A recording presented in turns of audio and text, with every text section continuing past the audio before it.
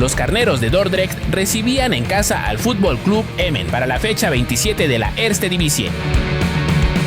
Stefano Carrillo, delantero titular, peinó el balón en la primera jugada del partido, abalanzándose hacia el área rival para marcar el ritmo desde muy temprano. Y es que esta sería la tónica de los primeros compases. Stefano era el primer hombre que presionaba en la salida del Emmen y después flotaba delante de la línea de defensores, moviéndose bastante hacia los costados para confundir al rival y evitar que tuvieran una referencia clara. Cuando llegó el momento de ver lo que traía el visitante, los carneros no la pasaron bien y durante un lapso considerable iban a recibir uno que otro susto. Era Carrillo quien tenía que bajar bastantes metros para ofrecer una salida a sus compañeros. Aunque fuera entre tumbos, el equipo buscaba la manera de salir de su mitad del campo y recuperar el volumen de juego que intentaban proponer de 3/4 hacia adelante. Stefano seguía teniendo resultados mixtos al momento de descargar el balón, pues aunque tenía equivocaciones, en otros momentos era capaz de continuar la jugada de forma fortuita, participando bastante en la circulación en lugar de quedarse clavado en el área. El equipo jugaba mejor y tomaba una buena dinámica en los minutos finales del primer tiempo, volviendo a plantarse en la frontal y terminando sus jugadas de ataque. Carrillo también se contagiaba de la versatilidad en la parte final del campo. Acarreaba el esférico por las bandas esperando el apoyo o el desdoble para organizar la jugada y cargar el área. Los carneros eran ya dueños indiscutibles del trámite, pero aún así tenían que mejorar en el último pase en zona importante para pensar en hacer sufrir al Emmen. Los visitantes, conscientes de que estaban muy tirados atrás, intentaron adelantar su posicionamiento, mordiendo al delantero mexicano, cuyo trabajo era cuerpear con los rivales y ofrecer rendijas de pase para el mediocampo. El Dordrecht jugaba con 2 puntas. Lo malo de esto era que no había un matón en el área, y ante la falta de espacios, los disparos de media distancia se convirtieron en la vía para poner a trabajar al portero rival. El nacido en Durango generó una amarilla al intentar clavarse al área con un control orientado. Y a continuación, su portero le puso un gran servicio largo. Se le adelantó el balón en el control, además de encontrarse en posición adelantada. En el regreso de los vestidores, la consigna para los locales era continuar con la buena dinámica de los minutos previos. El delantero del Dordrecht no tuvo buenos resultados en sus primeros intentos por acarrear o retener, pero cuando lo llamaron a aparecer en el área, lo hizo ganando un servicio frontal al portero, aunque sin poder darle dirección. Después sí resistiría correctamente el cuerpeo del marcador, y aunque terminaba en el suelo, la jugada continuó para Yoon Do-young, mientras Carrillo aparecía en segunda línea sin marcador, conectando de primera intención el esférico y clavándolo en el segundo palo, donde más duele a los porteros. Ya con su tercer gol en Países Bajos, recibía el apapacho de su entrenador, continuando el partido con visible confianza en su juego. Recargándose en la banda derecha, el número 9 buscaba clavarse al interior del campo, aunque fallaba en el control del balón. Metros atrás, se metía en problemas al intentar ofrecerse como salida lateral, quedándose sin opciones y al no reventar la pelota, el Emmen recuperaba en zona peligrosa. Los visitantes no estaban lejos de empatar el juego, por lo que en una nueva oleada de ataques, ahora era la banda izquierda donde se desarrollaba el juego del mexicano, favoreciendo más su perfil diestro y ensayando este disparo al jugar a la espalda de la defensa. En la siguiente tuvo que activarse rápidamente tras la pérdida del Emmen, buscando hueco por la derecha, pero la defensa se recuperó para bloquearle un disparo en el que perdió segundos valiosos para definir. Los carneros ya no estaban en control del escenario y sus posesiones se habían vuelto cortas, jugadas de ataque a las que debían exprimirles todo lo posible ante la creciente insistencia de sus oponentes. Perdían la posesión con facilidad y ya no podían plantarse con la misma eficiencia en el área. En esta fase del partido, Carrillo apareció en primer poste en tareas defensivas y sobre todo, en cuanto el Dordrecht recuperaba, tenía que desplegarse a toda velocidad en los contraataques. Tuvo una última oportunidad en una peinada, pero sin apoyo se metió en la boca del lobo y perdió la posesión antes de generar peligro real. El partido lo sobrevivieron los locales, que con esta victoria alcanzaron las 40 unidades.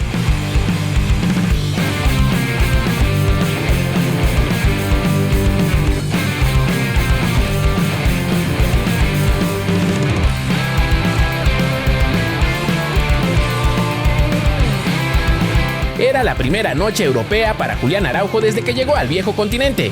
Y desde el Celtic Park, el equipo del Trébol enfrentaba al Stuttgart alemán en el playoff de la Europa League. La complejidad de la competencia la experimentaba el nacido en Lompoc desde sus primeros intentos por buscar una salida por el carril derecho. La presión de los alemanes estaba bien organizada y en los duelos no iban a regalar nada. Los celtas entendieron pronto en el juego que tenían que ser cautelosos y valorar sus posesiones, porque el Stuttgart desde el inicio dejaba claro que quería incomodar desde la salida. Llegaban amenazas por la banda del mexicano que debían resolverse con apoyo y velocidad, con ambos equipos acelerando el ritmo para buscar mejores oportunidades de llegar a la portería rival.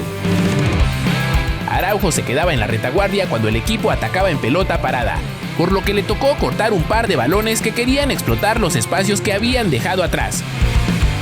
El equipo de uniforme rojo no iba a dar tregua, desplegándose con rapidez y recuperando posiciones que asfixiaban la salida celta.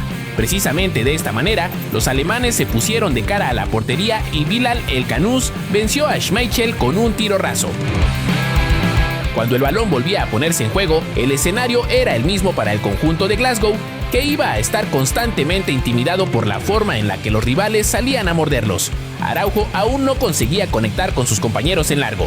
Los murmullos reinaban en el estadio, con el equipo sin soluciones y desconcertado para igualar la intensidad de su rival.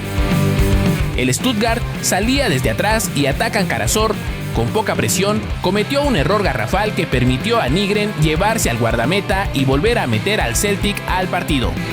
Este fue un momento pivotal en el desarrollo del encuentro, pues el cambio anímico en los escoceses podía quitarles el nerviosismo y la presión de encima. No obstante, sin balón, el equipo alemán seguía mostrándose igual de ordenado, sin perder los estribos y empujando a sus rivales dentro de su propio campo. En una jugada ensayada pusieron un balón a segundo poste que gracias al desvío de Araujo pegó en la mano de Undav, quien se había quedado franco frente al guardameta. En muy poco tiempo volvimos a las mismas andadas. El Stuttgart hacía gala de su reconversión tras recuperación y pasada la media hora de juego, el atacante marroquí mandaba a guardar su doblete a las redes.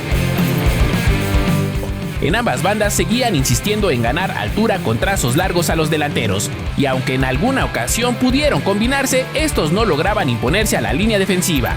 En su duelo personal con Jamie Lewelling, Araujo se encontraba constantemente incomodado, y aunque el volante ofensivo tampoco estaba causando estragos en su carril, sí lo obligaba a soltar la pelota prematuramente. Este choque permanente de fuerzas en casi todos los sectores del campo no beneficiaba al Celtic. El desgaste físico era importante para ambos equipos, pero el Stuttgart supo manejar el juego a la perfección.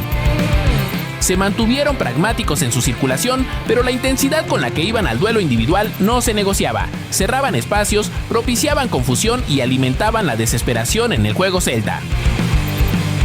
Los escoceses necesitaban llegar al descanso para encontrar soluciones.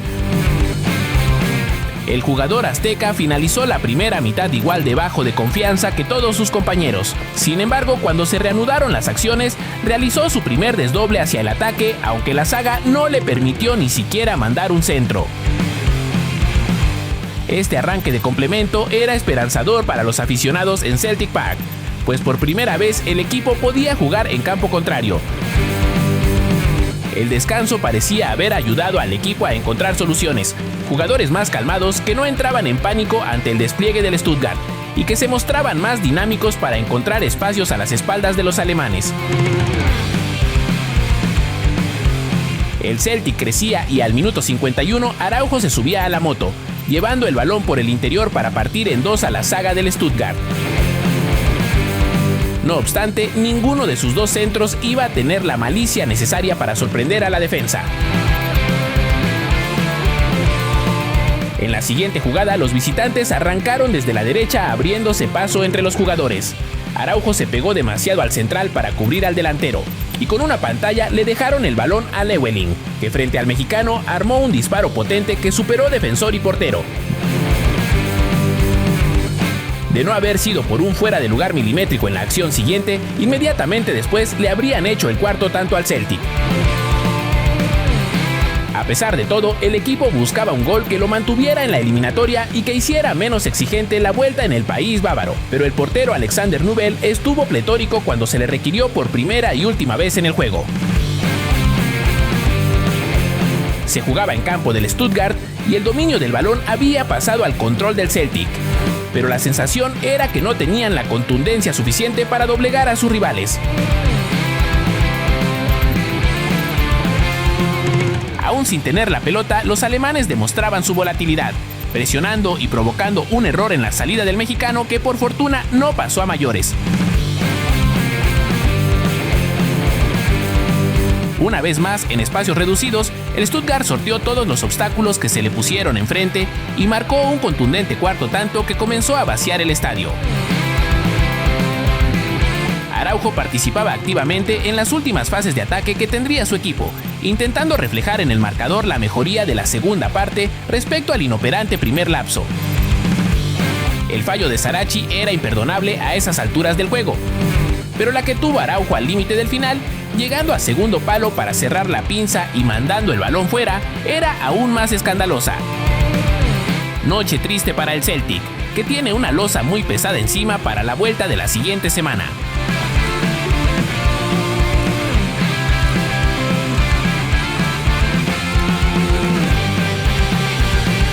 El camino que pavimentaron Antonio Portales y Diego Pineda en el Dundee de Escocia, esta vez lo caminaba un joven delantero cedido de Rayados, que esperaba en la banca su turno en la visita del equipo al Aberdeen.